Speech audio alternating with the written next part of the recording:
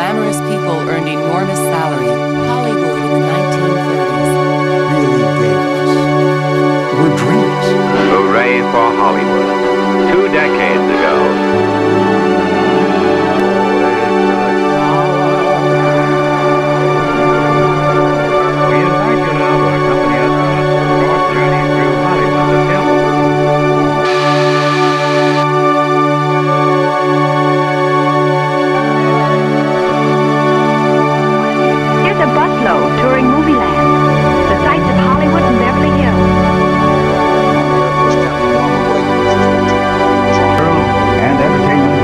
Began drearily as an unwanted child. When you heard she died?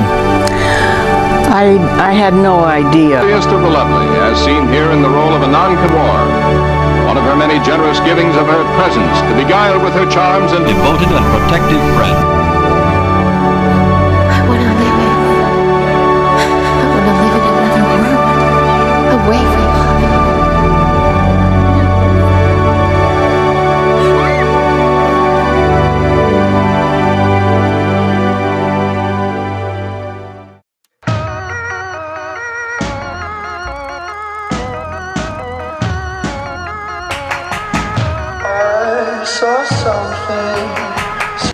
As someone that's never been to Hollywood, I could say right now, I grew up going to the movies and stuff and having this connection when it comes down to the movies and when it's presented to the audience, and you know, just walking through the theater doors, smelling the fresh popcorn and just, you know, glazing over at the old school actors that were hanged up on the wall in the other movies that are coming out. It's something about the cinema that, you know, when I was younger, that brought me that some sort of peace and comfort, but also just some sort of connection. You know, ever since I was little, I carried that throughout everything that I did. Even the other things that have caught my attention as far as art. Movies have been a huge part of my life. Movies have been a huge thing I loved, not necessarily consuming but understanding, you know, and living through that experience of going to the movies. Going to the movies is basically my experience of going to Hollywood. I can say, you know, just studying different films and, you know, hearing certain stories about different actors and all this other stuff that's going on, and me being a huge horror fan, and even just listening to a lot of different rock and roll songs in different genres, heavy metal and all that sorts of stuff, when it, you know, all that type of stuff. And it just made sense to me. It just made sense. It's, to me, these movies and these films are way bigger than what you think it is. A lot of people like to look at it and be like, oh yeah, well it's this, but then it's that, but it's that right there, but then it's neither of that. I feel like these movies, of course, have some sort of message, but they also blend into the real world experiences and the real world reality that we live in, as far as when it comes to the 3D. So, you know, people talk about conspiracy theories a lot, and people talk about a lot of things that go on in Hollywood, and, you know, the big studios and how everyone's famous, and, you know, and the thing is about us people, we for years we consume these things that they showed us on the big screen. We consume all of it.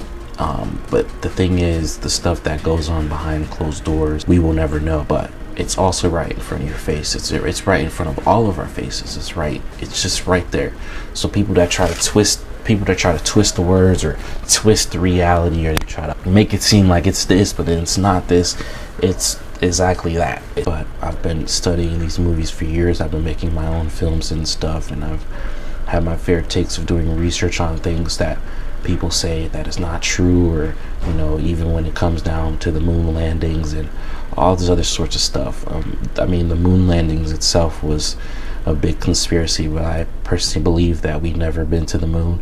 It's very impossible to even get there. Even if it was possible, it's impossible. And that's the thing with the moon landings and this whole space exploration. There's movies about that, and it just makes sense.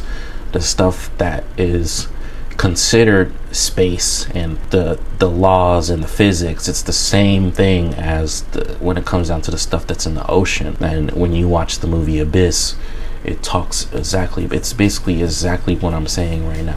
It's basically a whole nother world down there, and it's the same thing. And I live in Houston too, so me living in Houston, I've been to NASA, I've seen these big rockets. As far as the rockets and the handmade stuff, it's all real, but it's the real reality of it is right in front of your face. The real reality is that it's just impossible to even reach those limits, to even get there beyond this plane that we live on. So what does this have to do with Hollywood? You say it's the bigger picture.